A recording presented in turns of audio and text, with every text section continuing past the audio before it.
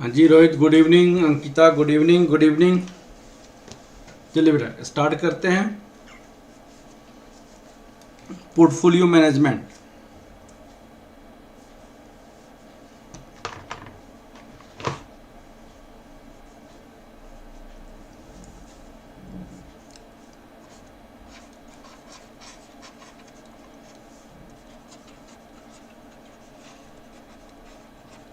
Portfolio management, इस chapter को हम दूसरा नाम देते हैं इन्वेस्टमेंट एनालिसिस।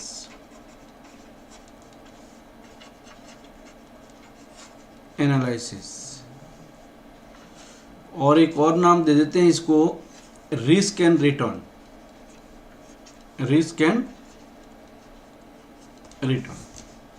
इस चैप्टर को 3 नाम से जानेंगे अभी। एक तो इन्वेस्टमेंट एनालिसिस हो जाएगा, दूसरा रिस्क एंड रिटर्न हो जाएगा, और एक आपकी पोर्टफोलियो मैनेजमेंट हो जाएगा। पोर्टफोलियो मैनेजमेंट, आप सुनिए।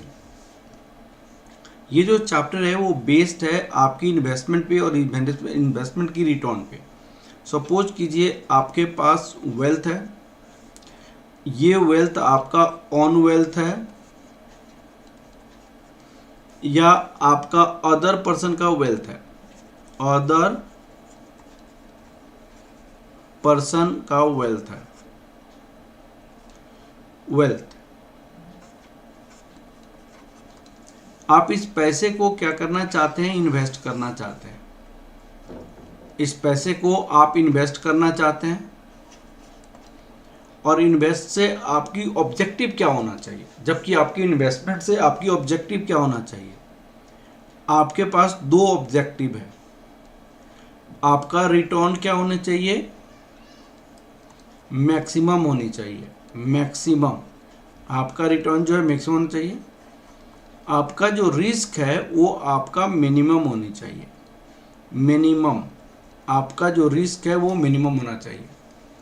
आपकी जो रिटर्न है वो मैक्सिमम होनी चाहिए। आपका जो रिस्क है वो मिनिमम होनी चाहिए। ये 2 ऑब्जेक्टिव पे आप क्या करेंगे? वर्क करेंगे। इस 2 ऑब्जेक्टिव पे आप क्या करेंगे? वर्क करेंगे। तो आपके 2 ऑब्जेक्टिव है। वो ऑब्जेक्टिव क्या क्या है आपका? एक तो रिटर्न है, पहला ऑब्जेक्टिव इन्वेस्टमेंट का, और दूसरा ऑब्जेक्टिव आपका रिस्क है। अब रिटर्न और रिस्क को मैं डिफाइन करूंगा, पहले आप अपनी ऑब्जेक्टिव को समझिए। अब उस ऑब्जेक्टिव के बेस पे हम डिसीजन लेते हैं क्या करें क्या नहीं करें। अब सुनिए, आपने क्या किया? गवर्नमेंट बॉन्ड में इन्वेस्ट किया। आपने क्या किया? फिक्स डिपॉजिट कराया। आपने क्या किया? ट्रेजरी बिल में आपने इन्वेस्ट किया। ट्रेजरी बिल में आपने इन्वेस्ट किया। आपने क्या किया?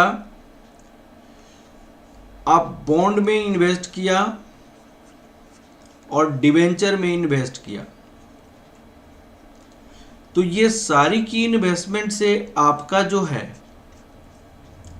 रिटर्न जो आया, इस रिटर्न को हम कहते हैं रिस्क फ्री रिटर्न। इस रिटर्न को हम क्या कहेंगे? Risk free return. अब देखिए, आपके पास जो यहां पे ऑब्जेक्टिव था, क्या ऑब्जेक्टिव था? इसको मैक्सिमाइज करनी है। इसको मैक्सिमाइज करनी है। आपके पास जो ऑब्जेक्टिव था इसको क्या करनी है? मिनिमाइज करनी है। ये जो ऑब्जेक्टिव है इसको आपको मैक्सिमाइज करनी है। ये जो ऑब्जेक्टिव है इसको आपको क्या करनी है? मिनिमाइज करनी है। अब देखिए, यहां जो भी इन्वेस्टमेंट है इसमें कहते हैं रिस्क फ्री इन्वेस्टमेंट है, अप्रॉक्स नो रिस्क कहते हैं। नो रिस्क कहते हैं। तो आपकी ये वाली ऑब्जेक्टिव तो अचीव हो गई। आपकी ये वाली ऑब्जेक्टिव तो अचीव हो गई, नो रिस्क। इसमें इन्वेस्ट किया तो कोई रिस्क नहीं हुआ, ये वाली तो रिस्क ऑब्जेक्टिव अचीव हो गई। लेकिन यहां पे आपके पास रिटर्न मिनिमम हो जाएगा। रिटर्न आपका क्या हो जाएगा? मिनिमम हो जाएगा, कम हो जाएगा। तो ये वाली ऑब्जेक्टिव आपका अचीव नहीं हुआ, ये वाली ऑब्जेक्टिव आपका अचीव नहीं हुआ, ये वाली ऑब्जेक्टिव आपकी अचीव नहीं हुई। अब दूसरे केस में देखिएगा, यहाँ पे दूसरे सेंस में आप देखिए, दूसरे सेंस में आप देखिए, आप गए दूसरी जगह इन्वेस्टमेंट करने, आप कैपिटल मार्केट में इन्वेस्टमेंट करने गए, आप कैपिटल मार्केट में इन्वेस्टमेंट करने गए, आपने यहाँ पे आईटी सेक्टर में इन्वेस्ट किया, आईटी सेक्टर में इन्वेस्ट किया, आपने यहाँ पे इंफ्रास्ट्रक्चर सेक्टर में इंफ्रास्ट्रक्चर सेक्टर में आपने इन्वेस्ट किया, आपने यहाँ आयरन एंड स्टील इंडस्ट्री में, आयरन एंड स्टील इंडस्ट्रीज में इन्वेस्ट किया, आयरन एंड स्टील इंडस्ट्रीज में आपने इन्वेस्ट किया, आपने यहाँ पे बैंकिंग एंड फाइनेंस में इन्वेस्ट किया, बैंकिंग एंड फाइनेंस में आपने इन्वेस्ट किया, रियल एस्टेट में आपने इन्वेस्ट किया, रियल एस्टेट में, रियल एस्टेट में इन्वेस्ट किया आपने, टेक्सटाइल सेक्टर में इन्वेस्ट किया, टेक्सटाइल सेक्टर में इन्वेस्ट किया आपने, गारमेंट में इन्वेस्ट किया।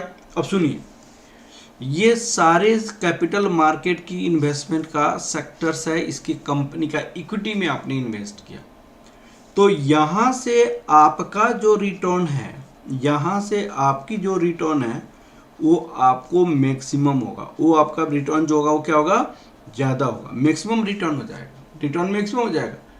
लेकिन रिटर्न मैक्सिमम के साथ साथ रिस्क भी आपका मैक्सिमम होगा, रिस्क भी आपका क्या हो जाएगा, मैक्सिमम होगा। तो जो ऑब्जेक्टिव आपका यहाँ पे है कि रिटर्न मैक्सिमाइज होनी चाहिए और रिस्क मिनिमाइज होनी चाहिए, तो यहाँ पे रिटर्न तो मैक्सिमाइज हो रही है, लेकिन रिस्क आपको क्या हो रही है, रिस्क क्या हो रही है आपको, ये भी आपको मैक्सिमम हो रही है। जो आपका ऑब्जेक्टिव क्या है, आपकी मेन टारगेट क्या है कि रिस्क को मिनिमाइज करनी है, रिस्क को क्या करनी है, मिनिमाइज करनी। वो वाली ऑब्जेक्टिव आप अचीव नहीं कर पा रहे, this objective you are not going to achieve, this objective you are not going to achieve, आप अचीव नहीं कर पा रहे। अब आप देखिए, आपने यहाँ पे government bond, fix deposit, treasury bill ये इन्वेस्ट किया, तो क्या पाया, आपका कोई रिस्क नहीं है, रिस्क मिनिमाइज हो गया, लेकिन रिटर्न भी आपका मिनिमाइज हो गया, रिटर्न भी आपका मिनिमाइज हो गया। तो यहाँ पे आप क्या देख रहे हैं, आपकी जो रिटर्न मैक्सिमाइज का जो ऑब्जेक्टिव था वो वाली ऑब्जेक्टिव आप अचीव नहीं कर पा रहे। यहाँ पे आपकी क्या अचीव नहीं कर पा रहे, कैपिटल मार्केट में जब आप इन्वेस्टमेंट करने जा रहे हैं, तो कैपिटल मार्केट में इन्वेस्टमेंट करने से आपको क्या हो रहा है, रिटर्न तो मैक्सिमाइज हो रही है, लेकिन रिस्क भी आपको मैक्सिमाइज हो रही है, जबकि आपको ऑब्जेक्टिव क्या है, रिस्क को मिनिमाइज करनी है। अब क्वेश्चन है कि भाई रिटर्न को मैक्सिमाइज, रिस्क को मिनिमाइज करने के लिए रिटर्न को मैक्सिमाइज, रिस्क को मिनिमाइज, ये आपकी ऑब्जेक्टिव है, ये आप करना चाहते हो, तो ये कैसे अचीव होगा। इसको अचीव करने के लिए आपको पोर्टफोलियो मैनेजमेंट की पढ़ना जरूर, पोर्टफोलियो मैनेजमेंट को स्टडी करना जरूरी है। आपका इन्वेस्टमेंट एनालिसिस को प्रॉफिट पढ़ना जरूरी है, आपका रिस्क एंड रिटर्न को पढ़ना जरूरी, रिस्क एंड रिटर्न को पढ़ना जरूरी है। और ये पढ़ने से आपको क्या हो जाएगा, ये सब्जेक्ट को अचीव कर पाएंगे। जो आपकी रिटर्न मैक्सिमाइज करने की ऑब्जेक्टिव है, रिस्क मिनिमाइज करने की जो ऑब्जेक्टिव है, वो आप अचीव कर पाओगे। ठीक है, मैंने यहाँ पे सबसे पहले क्या बताया, दो टाइप का इन्वेस्टमेंट है। आप यहाँ पे इन्वेस्ट किया तो इस केस में आपको रिस्क तो नहीं है, लेकिन रिटर्न मिनिमाइज हो गया। जो आपकी रिटर्न मैक्सिमाइज करने का ऑब्जेक्टिव है वो फेल कर गया। लेकिन यहाँ पे जब आप इन्वेस्ट करें, कैपिटल मार्केट में जाकर इन्वेस्ट कर रहे हैं, तो कैपिटल मार्केट में इन्वेस्ट करने से आपकी रिटर्न तो मैक्सिमाइज हो रही है, लेकिन रिस्क भी मिनिमाइज हो रही है। तो जो ऑब्जेक्टिव आप अचीव करना चाहते हैं कि रिस्क को मिनिमाइज करना, वो आप नहीं कर पा रहे हैं। तो कैसे पोर्टफोलियो बनानी चाहिए, कैसे आपको इन्वेस्टमेंट करनी चाहिए, वो सारी चीज़ें, ये जो दो ऑब्जेक्टिव आपके पास है, ये ऑब्जेक्टिव और ये ऑब्जेक्टिव, क्या ऑब्जेक्टिव है आपका? रिटर्न को मैक्सिमाइज करना, रिटर्न को मैक्सिमाइज करना, रिस्क को मिनिमाइज करना। ये ऑब्जेक्टिव अचीव करने के लिए आपको क्या करना पड़ेगा? पोर्टफोलियो मैनेजमेंट को स्टडी करना पड़ेगा, इन्वेस्टमेंट एनालिसिस को स्टडी करना पड़ेगा, रिस्क एंड रिटर्न को स्टडी करना पड़ेगा। इसके लिए हमें कुछ मॉडल्स है वो सारे स्टडी करना पड़ेगा। तो आपको कौन क्या क्या पढ़नी है इसमें पोर्टफोलियो मैनेजमेंट में? पोर्टफोलियो मैनेजमेंट में आपको क्या क्या स्टडी करनी है इसको देखिए। सबसे पहले ट्रेडिशनल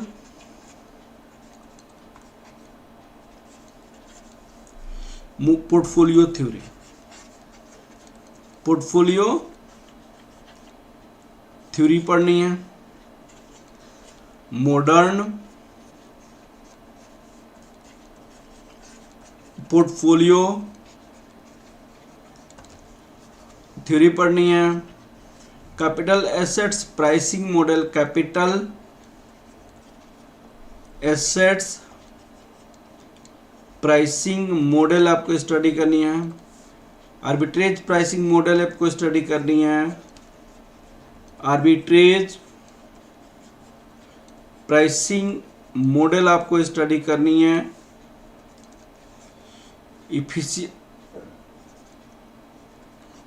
इफिशिएंट हाइपोथेसिस, हाइपोथेसिस आपको स्टडी करनी है। ये सारे आपको स्टडी करनी है। इसके बीटा जो होता है वो उसको systematic risk, systematic risk, unsystematic risk, unsystematic risk, इसी में सारे कवर हो जाएंगे जो आपको स्टडी करनी है। अब मैं आपको लिखने जा रहा हूं कि पोर्टफोलियो मैनेजमेंट होता क्या है। पोर्टफोलियो मैनेजमेंट आपका होता है, portfolio management, what is the portfolio management? Portfolio management, अब सुनिए, मैंने कहा इसको एकदम अच्छे से समझने की कोशिश कीजिएगा। मैंने कहा कि आप इन्वेस्टर्स हैं। इस एग्जाम्पल से आप समझने की कोशिश कीजिएगा। आप इन्वेस्टर्स हैं, आपके पास रुपीज, सपोज कीजिए रुपीज 10 लाख रुपीज है, 10 लाख रुपीज है। अब सुनिए, आप इसको इन्वेस्ट करना चाहते हैं, 10 लाख रुपीज में इन्वेस्ट करना चाहते हैं। आप का दो टाइप से प्रिडिक्शंस है, दो टाइप से आपका प्रिडिक्शंस है। प्रिडिक्शन 1, प्रिडिक्शन 1, एक आपका प्रिडिक्शन 2, ये दो टाइप का प्रिडिक्शंस है। ये क्या होगा कि नेक्स्ट टाइम, आने वाले टाइम में, नेक्स्ट टाइम आपको पूरी ठंड पड़ने वाली है, कोल्ड होने वाली है, cold, that is the winter, winter season आएगा नेक्स्ट टाइम। या आप ये समझ रहे हैं नेक्स्ट टाइम या तो समर सीजन आएगा, या तो कोल्ड आएगा या तो समर होगा, गर्मी होगा, ठीक है ना। तो इस केस में आपने इन्वेस्टमेंट करने के लिए सोचा, तो इन्वेस्टमेंट करने के लिए कैसे सोचा? अगर मान लीजिए कोल्ड आएगा तो यहां पे वुलन क्लॉथ में अगर आप इन्वेस्ट करते हैं तो आपको 30% की प्रॉफिट आएगी। आपको मान लो 30% की प्रॉफिट आएगी। यहां पे अगर समर आएगा तो एसी चलेगा, तो आपने एयर कंडीशन में इन्वेस्ट किया, कंडीशन, एयर कंडीशन से 30% का रिटर्न आ रहा है। अब सुनिए, 30% का रिटर्न आ रहा है।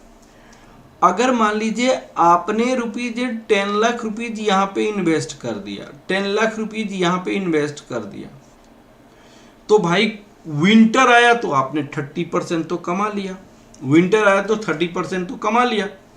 लेकिन विंटर आया तो 30% आपने कमाया। विंटर के केस में आपने कितना कमाया? 30% कमाया। मान लीजिए विंटर नहीं आया, मान लिया जाए अगर समर आया, आपने उलन क्लॉथ में इन्वेस्ट कर दिया। अगर समर आया, आपने उलन क्लॉथ में इन्वेस्ट कर दिया, तो यहां तो रिटर्न तो 0 हो जाएगा, 0% हो जाएगा। या तो 30% रिटर्न होगा या तो 0% रिटर्न होगा। तो भाई ये तो कांड हुआ नहीं। आप तो रिस्क रिटर्न तो यहाँ पे 0 हो गया, यहाँ पे 30% रिटर्न कमाया। किस केस में रिटर्न 30% कमाया? यदि विंटर आ गया, कोल्ड वुलन क्लॉथ में आपने इन्वेस्ट किया था, वुलन क्लॉथ की खूब सेल हुई, या खूब सेल होने से आपकी कितनी की रिटर्न आ गई? 30% की रिटर्न आ गई। लेकिन आपने एयर कंडीशन में अगर इन्वेस्ट किया कोल्ड आ गया तो 0 कमाया। तो इस केस में हमारे पास क्या होगा कि आपके पास रिस्क है। किस बात की रिस्क है? हमने समझा कि विलन कोल्ड होगा, विंटर होगा, लेकिन हो गया गर्मी। गर्मी के केस में एयर कंडीशन में अगर इन्वेस्ट किया होता तो 30% रिटर्न आता, लेकिन आपने वुलन क्लॉथ में इन्वेस्ट किया है तो 30% रिटर्न आपको नहीं आया। अब सुनिए, अब इसकी पोर्टफोलियो कैसे बनाया जाता है? इसकी पोर्टफोलियो कैसे बनाया जाता है? एक ने कहा सुन यार, तुम क्या कर, वुलन क्लॉथ में आप ₹5 लाख इन्वेस्ट कर दो,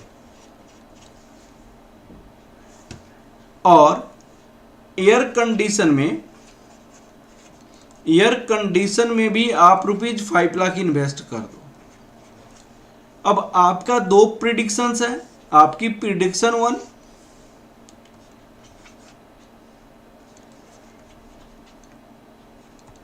आपका प्रिडिक्शन 1 है कि विंटर होगा। आपका प्रिडिक्शन 1 है कि विंटर होगा। तो आपने जो 5 लाख रुपया इसमें इन्वेस्ट किया हुआ है, उसका 30% आप कमाओगे। अगर प्रिडिक्शन नंबर 2, आपका प्रिडिक्शन 2 आ गया, आपने यहां पे अगर मान लीजिए समर हो गया, गर्मी हो गई, तो आपने जो एयर कंडीशन में इन्वेस्ट किया हुआ है, तो एयर कंडीशन की इन्वेस्टमेंट से आपको 5 लाख रुपया आएगा ही आएगा, उस पर 30% कमाओगे। तो आपका 0 रिटर्न कभी नहीं होगा। आपका 0 रिटर्न कभी नहीं होगा। 100% श्योर है कि आपका कुछ ना कुछ पैसा कमाएंगे ही, कुछ ना कुछ पैसा कमाएंगे ही कमाएंगे। 100% श्योर है। अब वो श्योर कितनी है? 15% आप कमाएंगे ही कमाएंगे। तो आप क्या करेंगे? अपनी पोर्टफोलियो को, अपनी वेल्थ को डाइवर्सिफाई करोगे। वेल्थ को क्या करोगे? डाइवर्सिफाइड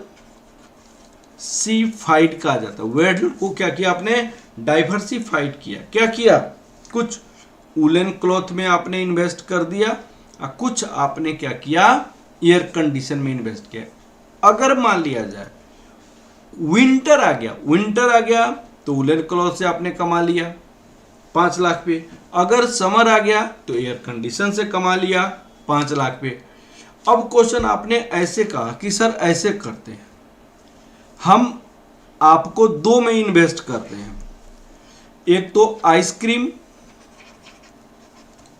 और एक एयर कंडीशन। हम इस पे ₹5 लाख इन्वेस्ट कर दिए, और इस पे भी ₹5 लाख हमने इन्वेस्ट कर दिया। दोनों पे हमने इन्वेस्ट कर दिया 5-5 लाख रुपए। हमारी प्रिडिक्शन 2 टाइप की है कि अगर मान लीजिए विंटर आ गया, अगर मान लीजिए समर हो गया, तो समर के केस में आइसक्रीम में भी आप 30% अर्न करोगे, एयर कंडीशन में भी आप 30% अर्न करोगे। ये दोनों केसेस में आपकी इनकम 30% हो गया। यदि आप समर में इन्वेस्ट अगर मान लीजिए इन केस ये प्रिडिक्शन फर्स्ट आपके पास आ गया, सपोज करो अगर आपके पास प्रिडिक्शन फर्स्ट आपके पास आ गया, फर्स्ट प्रिडिक्शन फर्स्ट, अगर विंटर हो गया तो आइसक्रीम में जो इन्वेस्ट आपने किया था, आइसक्रीम में जो इन्वेस्ट किया था, यहां से आपके पास जो रिटर्न होगा वो 0% हो जाएगा, क्योंकि आइसक्रीम तो विंटर में कोई खरीदेगा ही नहीं है। अगर एयर कंडीशन में आपने इन्वेस्ट किया, कंडीशन में इन्वेस्ट किया, तो यहां से भी रिटर्न आपके पास कितना हो जाएगा, 0 होगा। तो यदि विंटर हुआ तो ये दोनों से आपकी रिटर्न 0 हो गया, इस दोनों से आपकी रिटर्न कितना हो जाएगा बेटा, 0 रिटर्न हो जाएगा। तो मेरे कहने का मतलब ये है यहां आइसक्रीम और एयर कंडीशन दोनों पॉजिटिव कोरिलेशन है, दोनों पॉजिटिव कोरिलेशन है। तो हमें जो पोर्टफोलियो बनानी चाहिए, हमें जो पोर्टफोलियो बनानी चाहिए, किस में बनानी चाहिए, वी शुड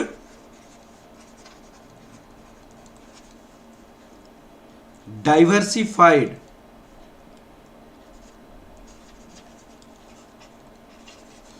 इन द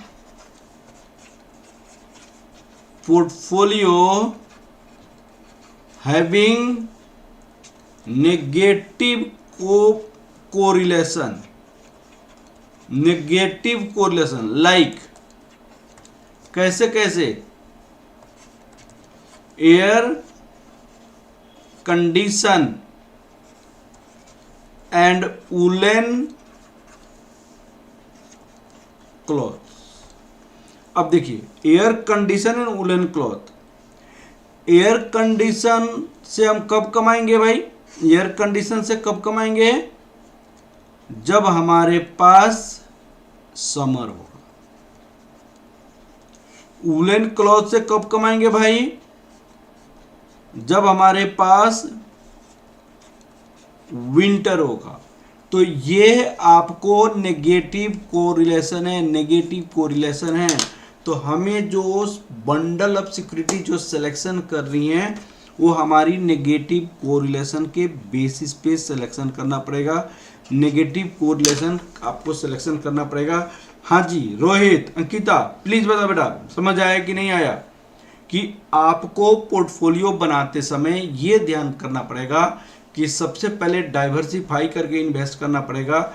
हमेशा आपको एक जगह इन्वेस्ट करने की जरूरत नहीं पड़ेगी, आपको दूसरे जगह इन्वेस्ट करना पड़ेगा। लेकिन वह जो इन्वेस्टमेंट होगा किस टाइप का इन्वेस्टमेंट करना पड़ेगा, नेगेटिव कोरिलेशन में इन्वेस्टमेंट करना पड़ेगा। किस में इन्वेस्टमेंट करना पड़ेगा, नेगेटिव कोरिलेशन के केस में इन्वेस्टमेंट करना पड़ेगा।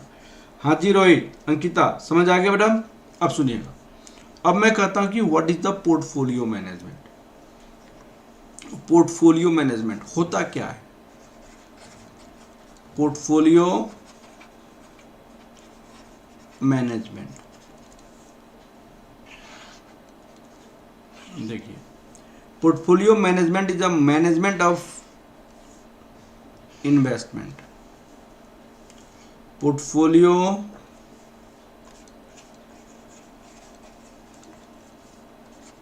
Management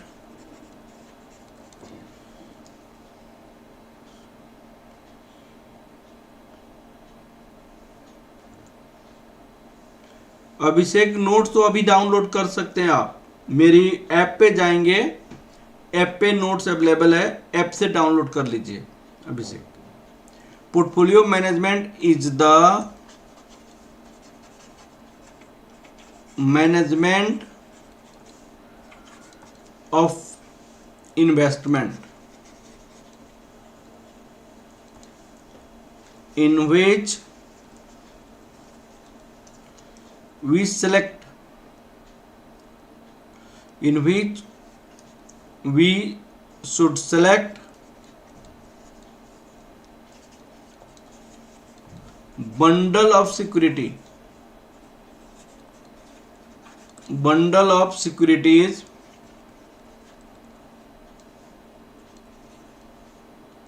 select bundle of securities for maximising return and minimising risk. Maximizing return and minimizing risk. That is for given level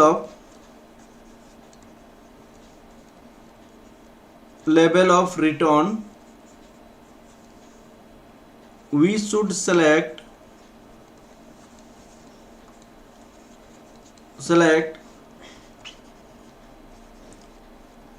the securities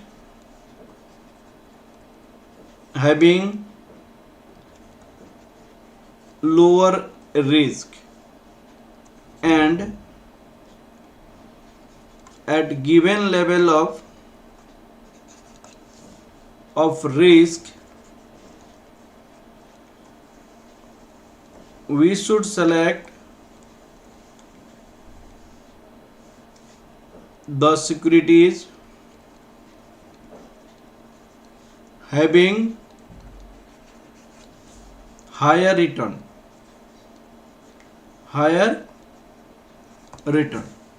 तो ये जो पोर्टफोलियो मैनेजमेंट का डिफिनीशन बताया वो उसमें दो चीजें हैं, एक तो आपका रिटर्न है और दूसरा आपका रिस्क है। तो हमें रिटर्न के बारे में पहले बहुत अच्छे से जानना है और दूसरा रिस्क के बारे में बहुत अच्छे से जानना है, फिर यह सब्जेक्ट स्टार्ट होगा। पहले आपको रिटर्न के बारे में अच्छे से जानना है, फिर आपको रिस्क के बारे में अच्छे से जानना है। अब देखिएगा, मैंने यहाँ पे कहा for given level of return we should select the securities having lower risk. अब देखिएगा इसका मतलब क्या हुआ। सपोज कीजिए केस फर्स्ट मैं आपको बता रहा हूँ, केस फर्स्ट, यहाँ पे केस सेकेंड, यहाँ पे केस थर्ड, 3 केसेस में बता रहा हूं। अब देखिए यहां पे आपको रिटर्न होगा, यहां पे आपके पास रिस्क होगा। एक कंपनी ए है, एक कंपनी बी है, 2 कंपनी है। अब यहां पे आप देखिए 2 कंपनी है। अब इस दोनों कंपनी के बारे में आप सोचिए। उन्होंने कहा कि आपको यहाँ पे 20% का रिटर्न है, यहाँ पे 20% का रिटर्न है, दोनों में 20% का रिटर्न है। यहाँ पे रिस्क आपको 15% है और यहाँ पे रिस्क आपको 12% है। अब कौन सी कंपनी को सेलेक्ट करोगे भाई? तो इसको कहते हैं at given level of return. Given level of return, return आपका 20% है, तो यहाँ पे आपको क्या है, रिस्क आपको लोअर वाले को सिलेक्शन करते हैं। तो इस केस में हम किसको सिलेक्शन करेंगे? कंपनी बी को सिलेक्शन करेंगे। यहाँ पे कंपनी बी को सिलेक्शन करेंगे। अब आपका सेकेंड केस आ गया, उसको कहते हैं given level of return. Return आपकी कांस्टेंट है तो रिस्क के बेसिस पे डिसाइड करते हैं, और जिसका रिस्क लोअर होता है उसको सिलेक्शन करते हैं। अब आपको एक कंपनी ए आ गया, दूसरी कंपनी बी हो गया। अब यहां पे देखिए आप, यहां पे आपका रिटर्न है, यहां पे आपके पास रिस्क है। रिस्क आपको 12% है, यहाँ पे 12% है, इसका रिटर्न 25% है, इसकी रिटर्न 20% है। तो इसको कहते हैं गिवन लेवल ऑफ रिस्क। इसको क्या कहते हैं? Given level of risk.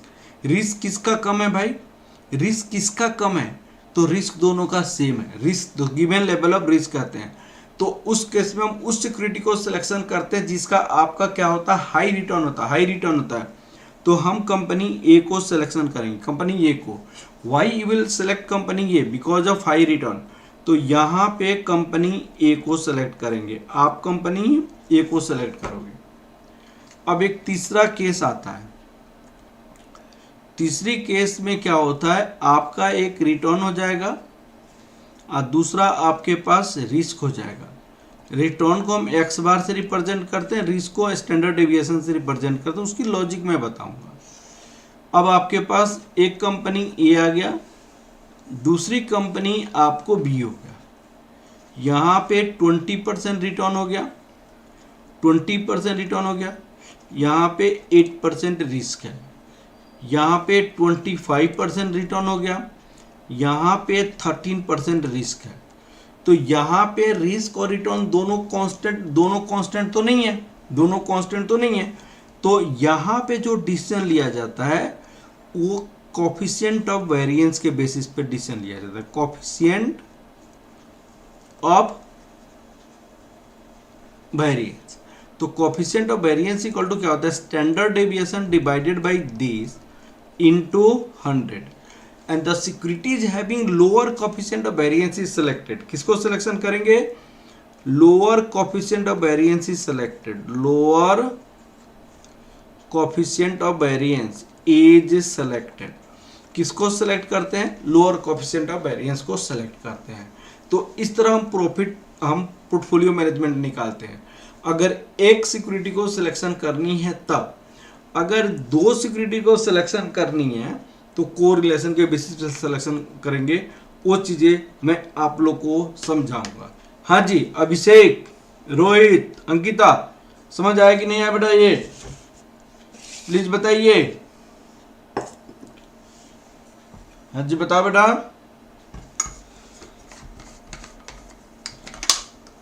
हाँ जी रोहित, अंकिता, बताओ बेटा।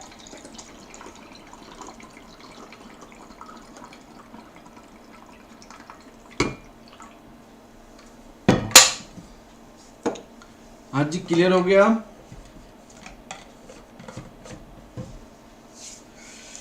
चलिए हम आगे की ओर बढ़ते हैं। अब क्वेश्चन आता है कि रिटर्न किसे कहते हैं। हम सबसे पहले रिटर्न के बारे में स्टडी करते हैं। हमें दो चीजें पढ़नी है, एक तो रिटर्न, दूसरी रिस्क। तो रिटर्न और रिस्क के बेसिस पे जो क्लियर करनी है हमें, हमारे पास दो टाइप का डाटा होता है। एक तो पास्ट डाटा होता है और एक होता है प्रपोज्ड डाटा। एक होता है प्रपोज्ड डाटा। तो इस दोनों डाटा के बेसिस पे हमें रिटर्न के बारे में स्टडी करनी है, पास्ट डाटा और प्रपोज्ड डाटा। अब पास्ट डाटा, प्रपोज्ड डाटा के बेसिस पे हमें रिटर्न को डिस्कस करनी है। आप देखिएगा, जैसे एक छोटा सा हम पॉइंट को बताते हैं, आप देखिए, इसको समझने की कोशिश करेंगे। एक सिक्योरिटी का रिटर्न है, रिटर्न की डाटा को बतलाता है। अब सुनिए, एक सिक्योरिटी ऐसे रिटर्न दे रहा है, फिर थोड़ा सा गिरा, फिर उसका रिटर्न ऐसे गया, फिर थोड़ा सा गिरा, फिर उसका रिटर्न ऐसे हुआ, फिर थोड़ा सा गिरा, फिर उसका रिटर्न ऐसे हुआ। तो यहाँ पे हम पास्ट डाटा को देखते हुए फ्यूचर की डाटा को हम प्रिडिक्ट कर लिए, फ्यूचर की डाटा को हमने प्रिडिक्ट कर लिया। तो पास्ट डाटा के बेसिस पे हम फ्यूचर में क्या रिटर्न कमाएंगे उसको हम जब प्रिडिक्ट करते हैं तो उसको हम एवरेज रिटर्न के बेसिस पे करते हैं। एवरेज रिटर्न के बेसिस पे डिसीजन लिया जाता है, एवरेज रिटर्न। अब मान लीजिए 1 साल, 2 साल, 3 साल, 4 साल, 5 साल, 5 साल आपके पास टाइम है। यहाँ पे आपने 20% कमाया, यहाँ पे 30% कमाया, यहाँ पे आप 25% कमाया, यहाँ पे 15% कमाया, फिर यहाँ पे 30% कमाया। तो आने वाले टाइम में आप कितना कमाएंगे? तो ये पास्ट डाटा के बेसिस पे हमने कहा 20% प्लस 30% प्लस 15% प्लस 25% प्लस 30%, हमने पांचों डाटा का एवरेज निकाल लिया, हमने 5 से डिवाइड कर लिया। अब बताइए 40, 70 दिस 120 डिवाइडेड बाई 5, तो 120 डिवाइडेड बाई 5 आप कितना परसेंट कमाओगे? 120 डिवाइड 5, 24% एवरेज आप कमाओगे, 24% एवरेज आप कमाओगे। तो ये पास डाटा के बेसिस पे फ्यूचर में क्या कमाएंगे वो पता चला। एक होता है कैसे प्रपोज डाटा, मैंने फ्यूचर में क्या आने वाला है। तो फ्यूचर में हम प्रिडिक्ट करते हैं। प्रिडिक्ट कैसे करते हैं कि हो सकता है कि हमारी जो रिटर्न है फ्यूचर में हम प्रिडिक्ट करते हैं। तो प्रिडिक्ट क्या करते हैं, हो सकता है कि हमारी रिटर्न 30% आ जाए, हो सकता है कि हमारी रिटर्न आपको 20% आ जाए, हो सकता है कि हमारी रिटर्न 40% आ जाए। इनकी पॉसिबिलिटीज क्या है, पॉसिबिलिटी ये प्रपोज डाटा हम फिक्स में फ्यूचर में हम प्रपोज कर रहे हैं, तो पॉसिबिलिटीज को हम क्या कहते हैं, प्रोबेबिलिटी कहते हैं। अब इसकी चांसेज है आपको 0.20, इसकी चांसेज है 0.50, इसकी चांसेज है 0.30। ये पॉसिबिलिटीज होती है। अब इसका में 1 हो गया, तो यहाँ पे जो हमारे पास एवरेज रिटर्न आएगा उसको हम एक्सपेक्टेड रिटर्न कहते हैं। उसको क्या कहते हैं हम, एक्सपेक्टेड रिटर्न कहते हैं। एक्सपेक्टेड रिटर्न का मतलब समेशन पीआई एक्सआई। रिटर्न को हम एक्सआई कहते हैं, इसको हम पीआई कहते हैं। तो यहाँ पे पीआई एक्सआई हो गया, इसको दोनों को मल्टीप्लाई करेंगे तो ये कितना हो जाएगा 6%, ये हो जाएगा 10%, ये हो जाएगा 12%, ये 28%। तो हम एक्सपेक्ट करते हैं कि फ्यूचर में हमें 28% का रिटर्न आएगा। हम एक्सपेक्ट क्या करते हैं कि फ्यूचर में हमें कितना परसेंट का रिटर्न आएगा, 28% का रिटर्न आएगा। हाँ जी, दोनों चीजें आप लोग को समझ आया कि नहीं है बेटा?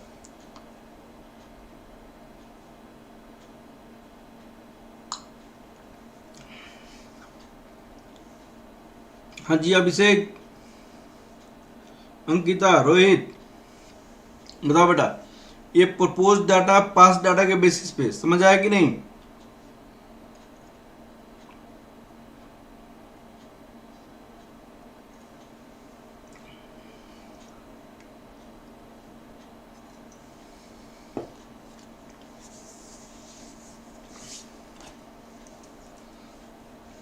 हमारी ये 28% का रिटर्न है और ये आपको एवरेज रिटर्न है। हाँ जी, क्लियर हो गया बेटा? क्लियर हो गया? हाँ जी, क्लियर हो गया। अब चलिए, अब देखिए हमारे पास हाउ टू कैलकुलेट रिटर्न। ये रिटर्न कैसे कैलकुलेट करते हैं? क्वेश्चन आता है कि how to calculate return. Return को कैसे कैलकुलेट करते हैं, सुनिएगा। अब देखिए, at the time of investment, at the time of investment, जब आपने इन्वेस्टमेंट किया तो आपकी मार्केट प्राइस पर शेयर आपका था ₹5। तो जिस समय हम इन्वेस्ट करते हैं उस समय जो मार्केट प्राइस होता है उसको कहते हैं P0। उसको क्या कहते हैं, P0 कहते हैं। अब market price after investment, suppose कीजिए कि इन्वेस्टमेंट के बाद आपकी market price per share eight the time of investment, at the time of investment आपकी मार्केट प्राइस कितनी हो गई, आपको 500 हो गई, 500 हो गया, ठीक है। At the time of investment market price per share आपको 500 हो गया। अब देखिएगा, यहां पे market price after holding period, market price per share after holding period, market price per share after holding period, market price per share after holding period, उसको कहते हैं P1। उसको क्या कहते हैं, P1 कहा जाता है। सपोज कीजिए मार्केट प्राइस आपका 600 हो गया, सपोज कीजिए मार्केट प्राइस आपका 600 हो गया। यहां पे दो cases, market price per share after holding period, market price per share after holding period. Suppose कीजिए कि मार्केट प्राइस 400 हो गया, 400 हो गया। तो ये जो चेंजेज होता है मार्केट प्राइस में ना, ये जो चेंजेज होता है मार्केट प्राइस में, उसको कहते हैं कैपिटल एप्रिसिएशन। उसको क्या कहते हैं? Capital appreciation. एप्रिसिएशन। तो कितना कैपिटल एप्रिसिएट किया भाई? जिसमें हमने 500 में इन्वेस्ट किया था वो 600 हो गया। तो आपका एक टाइप का रिटर्न तो ये हो गया, एक टाइप का रिटर्न तो ये हो गया 100 रुपीज, ये आपका कैपिटल एप्रिसिएट कर गया, कैपिटल आपका बढ़ गया। लेकिन कोई जरूरी नहीं है कि हमेशा आपकी मार्केट प्राइस इंक्रीज ही करेगा, हमेशा आपकी मार्केट प्राइस इंक्रीज करेगा, कोई जरूरी नहीं है। हो सकता है कि कैपिटल आपको डेप्रिसिएट कर जाए, कैपिटल डेप्रिसिएट कर जाए। तो यहां पे कैपिटल डेप्रिसिएशन भी होता है, कैपिटल डेप्रिसिएशन। कैपिटल डेप्रिसिएशन क्या होगा भाई? जिस चीज में हमने 500 में इन्वेस्ट किया है उसका ₹400 में इन्वेस्ट किया, ये आपका 500 माइनस ₹100 आपका डेप हो गया। तो इसी को एडवर्स में जब प्राइस होता है, एडवर्स वाली जो प्राइस होता है, एडवर्स प्राइस, इसको कहते हैं रिस्क। इसको, इसी को क्या कहा जाता है? रिस्क कहा जाता है।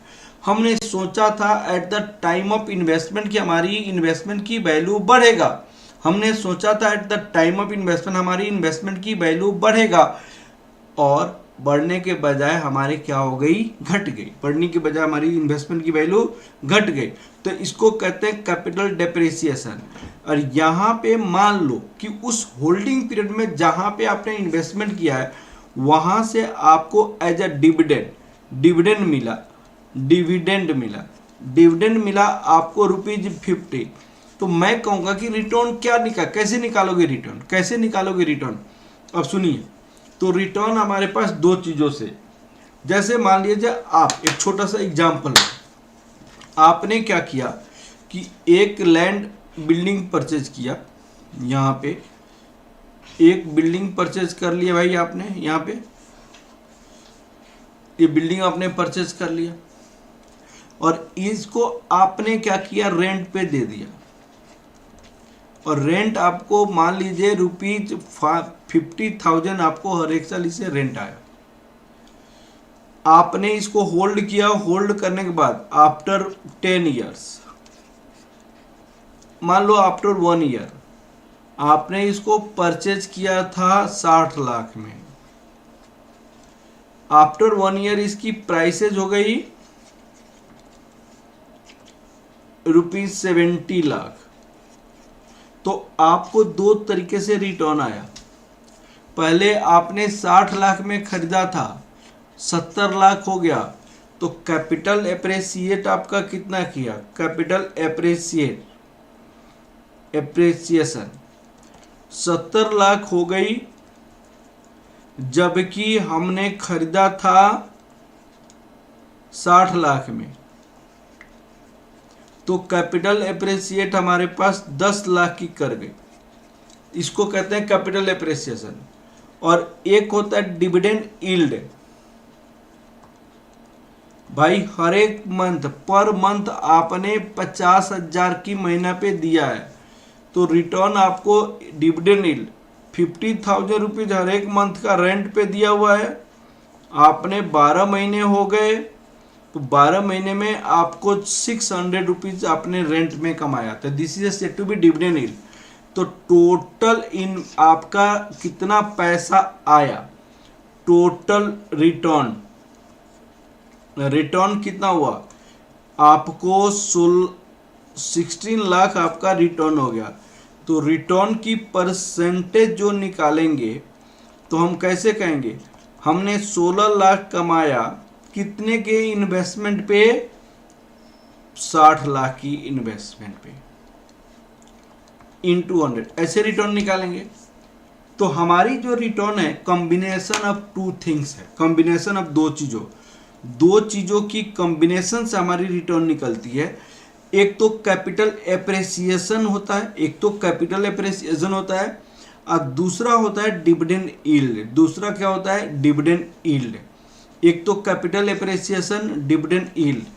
तो वैल्यू ऑफ इन्वेस्टमेंट आपका कैसे चेंज हुआ, वैल्यू ऑफ इन्वेस्टमेंट आपका कैसे चेंज हुआ उसको समझना जरूरी है। तो वैल्यू ऑफ इन्वेस्टमेंट आपका चेंज हुआ, आपका जो इन्वेस्टमेंट यहाँ पे 60 लाख था, वो 60 लाख की वैल्यू हो गई 70 लाख।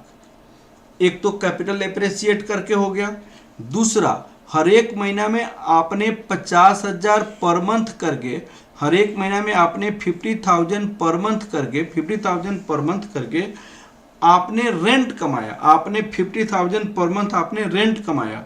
तो ये भी, तो आपकी रिटर्न दो चीज़ों को कंपेयर करता है, एक तो आपका कैपिटल एप्रिसिएशन और डेप्रिसिएशन, दूसरा आपका डिविडेंड यील्ड, इसको कहते हैं होल्डिंग पीरियड रिटर्न। अच्छा सुनिए, मैं आपका एक आपसे एडवाइस ले रहा था कि मेरी क्लास अभी 8:30 PM पे है। मैं ये क्लास, प्लीज़ आप लोग समझिएगा, मैं ये क्लास मॉर्निंग में शिफ्ट करना चाहता हूँ। मॉर्निंग 7 AM पे शिफ्ट करना चाहता हूँ। क्या अलाउ, आप लोग को कैसा सूट करेगा? प्रसिद्धा, अभिषेक, अंकिता, रोहित, प्लीज़ बताइए। ये 7 AM मॉर्निंग पे अगर कोई बच्चा बाहर जाता है ट्रेनिंग करने, तो मॉर्निंग की क्लास अटेंड करके वो बाहर जा सकता है। हाँ जी बताइए, प्लीज़ आप लोग बताइए। अभिषेक, प्रसिद्धा, रोहित, क्या आप लोग ये मॉर्निंग में क्लास अटेंड कर सकते हैं आप लोग? हाँ जी प्लीज़ बताइएगा, क्या मॉर्निंग में क्लास अटेंड कर सकते हैं? प्रसिद्धा, अभिषेक, अंकिता, प्लीज़ बताइए। हम मॉर्निंग में शिफ्ट करना चाहते हैं क्लासेस को, प्लीज़ आप लोग बताइएगा। ठीक है, हमारी ये चेंज करना चाहते हैं। Prasiddha, yes sir. Abhishek, Ankita, yes sir. Rohit, yes sir. Abhishek, clear sir. चलिए, तो क्या मॉर्निंग में क्लास कर लिया जाए? मॉर्निंग में क्या होता है कि आप लोग ट्रेनिंग वनिंग जाएंगे तो मॉर्निंग में क्लास कर लेंगे, आने का कोई फर्क नहीं पड़ता है। ठीक है, तो ये क्लास हम मॉर्निंग में शिफ्ट करना चाहते हैं। तो हो सकता है कि कल मॉर्निंग में मैं क्लास दूँ, तो कल मॉर्निंग का मैं आपको अभी आपको शिफ्ट करके दे दूंगा टाइम टेबल। ठीक है ना, अभी से मैं आपको बना दूंगा, कल मॉर्निंग में भी क्लास होगा, शाम को क्लास नहीं होगा। ठीक है, तो ये आप लोग से मैं समझ लिया, तो मॉर्निंग में क्लास आप लोग कर सकते हैं। तो सुनिए, तो मैं ये कहना चाहता हूँ कि यहाँ पे 7 AM पे मेरी क्लास होगी 7 बजे।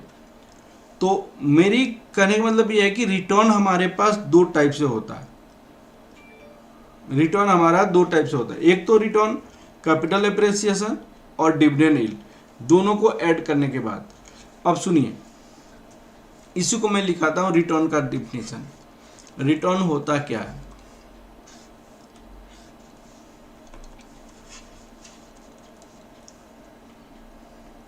Return means change in value of investment. Return में change in value of investment. The change occurs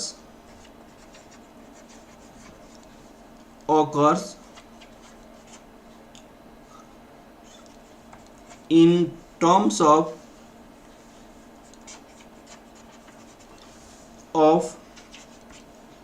capital appreciation and dividend yield. Capital appreciation and dividend yield. If current market price per share equal to P0 and market price per share after holding period, holding period is P1 and dividend received during holding period, dividend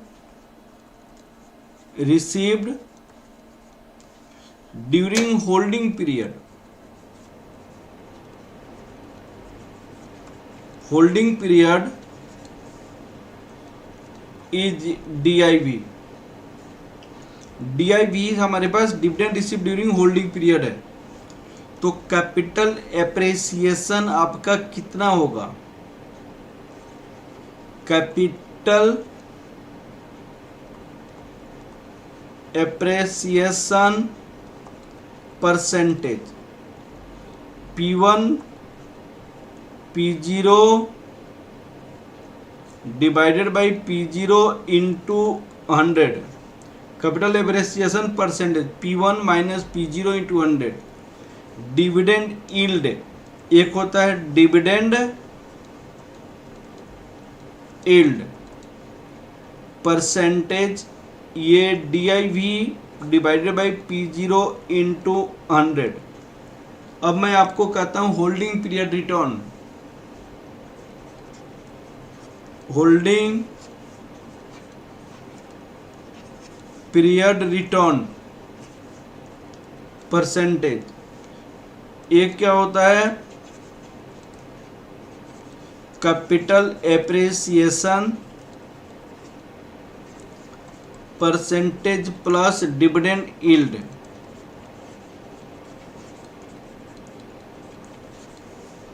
this is P1 minus P0 divided by P0 dividend divided by P0 into 100, ये भी 100। P0 इसको कहते हैं holding period return percentage. हाँ जी, ये समझ आया कि नहीं आया बेटा आप लोग को? This is said to be holding period return, इसको कहते हैं होल्डिंग पीरियड रिटर्न। हाँ जी रोहित, अंकिता, अभिषेक, प्रसिदा, बता बेटा, ये क्लियर हो गया? हम this is said to be holding period return percentage, this is said to be holding period return percentage. हाँ जी क्लियर हो गया? This your holding period return percentage.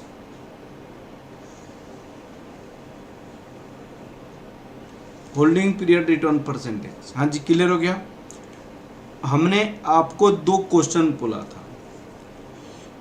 आपका यहाँ पे करंट मार्केट प्राइस ₹500 है, 2 केसेज है। P1 आपकी मार्केट प्राइस ₹600 है, P1 मार्केट प्राइस ₹400 है, डिविडेंड आपको मिला ₹50। अब आपको होल्डिंग पीरियड रिटर्न निकालनी है। आपको holding period return P1 P0 dividend whole divided by P0 into 100। अब बताइए यहाँ पे क्या आएगा? ₹600, ₹400, ₹50 होल डिवाइडेड बाई ₹400 इंटू 100, यही होगा ना? तो कितना हो जाएगा ये रिटर्न? ये 500 होगा, 500। 150 डिवाइडेड बाई 500 इंटू 100, ये आपको 30% रिटर्न आ जाएगा। यहाँ पे 30% रिटर्न हो जाएगा, 30% रिटर्न हो जाएगा। यहाँ पे आपके पास होल्डिंग पीरियड रिटर्न कितना होगा प्लीज देखिएगा। ₹400 माइनस ₹500 प्लस ₹50। ₹500 यहाँ पे हो जाएगा इंटू 100, ₹50 डिवाइडेड बाई 500 इंटू 100, ये -10% हो जाएगा, नेगेटिव में रिटर्न हो जाएगा। तो this is your negative return. हाँ जी, यहाँ पे आपके पास नेगेटिव रिटर्न हो जाएगा। बताइए समझ आया कि नहीं आया आप लोग को? Holding period return, holding period return समझ आया कि नहीं? बहुत आसान क्वेश्चन है ये होल्डिंग पीरियड रिटर्न। अब आपको मेरी ऐप से आप लोग स्टडी डाउनलोड कर सकते हैं। मैं अपना बुक निकालता हूँ, बुक पे देखिए आप लोग, यहाँ पे एक क्वेश्चन है, इस क्वेश्चन को देखिए। पहले क्वेश्चन नंबर 1 देखिए, क्वेश्चन नंबर 1, और प्लीज आप लोग आंसर निकालिए। आंसर तो यहाँ पे दिया हुआ है लेकिन फिर भी आंसर निकालिए। क्वेश्चन नंबर 1 देखिए प्लीज, क्वेश्चन नंबर 1। हाँ जी, कितना आंसर आ जाएगा इसका?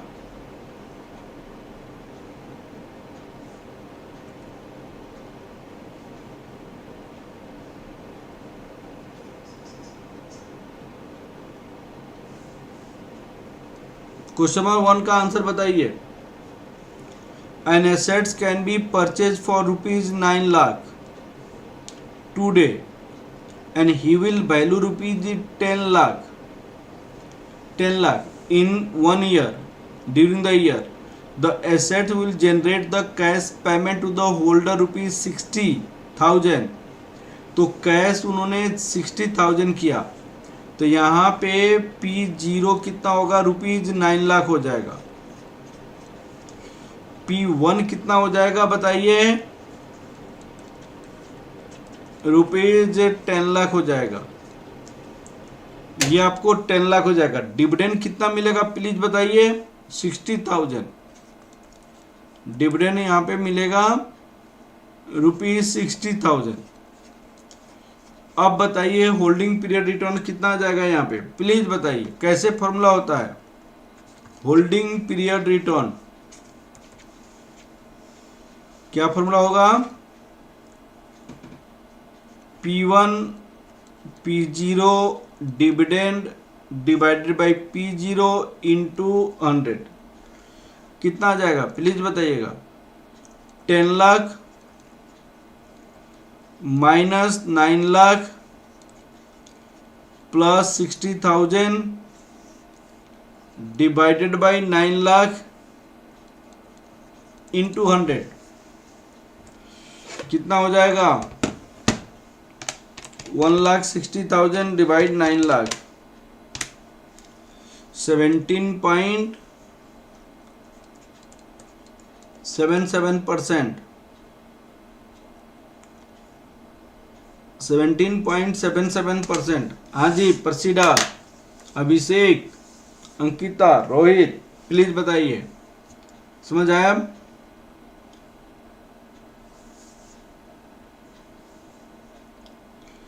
हाँ जी बता बेटा।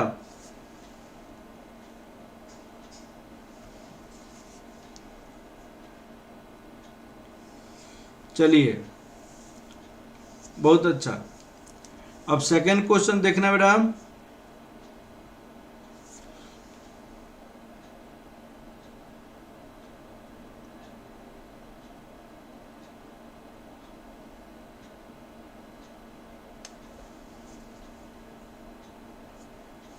ठीक है, अब चलिए सेकंड नंबर क्वेश्चन देखिए।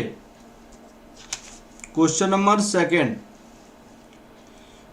ओरिजिनल स्टॉक एक्सचेंज 1 जनवरी, total market value of stock 35 million. तो अभी की मार्केट वैल्यू कितनी है? 35 million, that equal to P0। During the year the stock are expected to pay dividend. उन्होंने कहा कि डिविडेंड उन्होंने कितना दिया? 2.5, और market value of next year 28. तो ये हो जाएगा आपका। अब इस केस में रिटर्न कितना निकलेगा बताइए आप? इस केस में होल्डिंग पीरियड रिटर्न कितना निकलेगा? ये 28.5 माइनस 35 और 2.5 आपको डिविडेंड मिला। 2.5 तो यहाँ पे 35 इंटू 100 कितना रिटर्न आ जाएगा रोहित बताओ। Ankita 28.5 minus 35 plus 2.5 into divide 35 into 100 बताइए कितना रिटर्न आ जाएगा 11.4। हाँ जी अंकिता तुम बताओ। अभिषेक बताओ भाई कितना रिटर्न आ जाएगा। अभिषेक बताओ कितना रिटर्न आ जाएगा।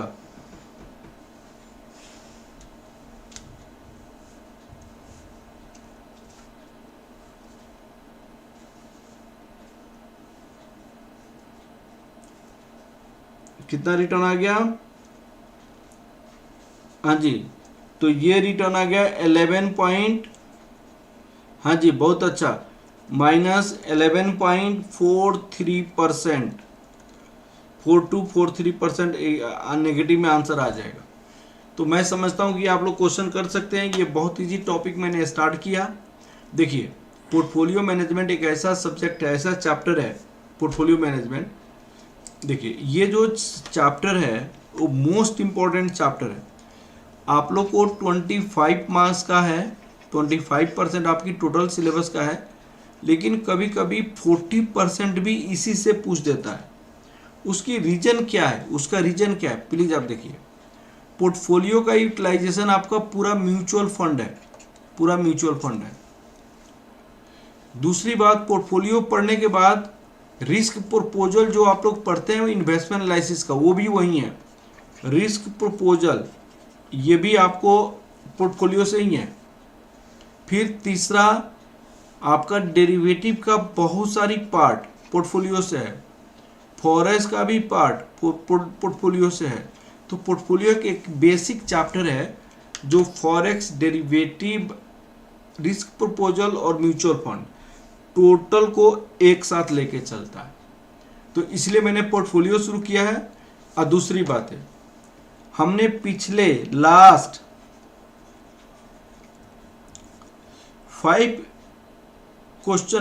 5 एग्जाम का मैं क्वेश्चन पेपर चेक कर रहा हूँ। लास्ट 5 एग्जाम्पल का क्वेश्चन पेपर चेक, एग्जाम का क्वेश्चन पेपर चेक कर रहा हूँ।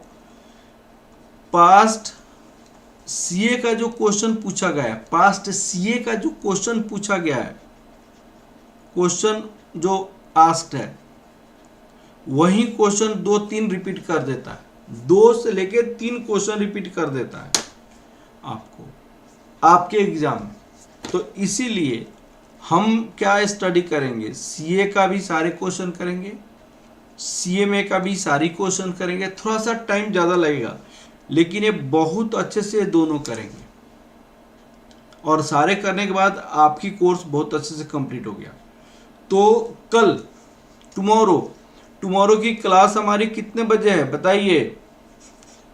टुमारो की क्लास कितने बजे है रोहित, अभिषेक, अंकिता, प्रसिद्धा बताइए कितने बजे क्लास होगा टुमारो का, बता दो बेटा। टुमारो 7 AM पे क्लास होगा, मॉर्निंग में 7 बजे क्लास होगा और मैक्सिमम 8:30 बजे तक क्लास होगा। अभिषेक, अंकिता, रोहित बताओ। सादिया, ये क्लासेज हमारी मॉर्निंग में होगी सुबह 7 बजे 7 AM पे मॉर्निंग में। अंकिता ठीक है ना बेटा। चलिए तो आप लोग सुबह की क्लास अटेंड करने की कोशिश करेंगे। चलिए आज की क्लास इतना ही रहने देते हैं। नेक्स्ट क्लास में फिर हम आपको कल की शेड्यूल में अभी भेजता हूँ। Okay, thank you class.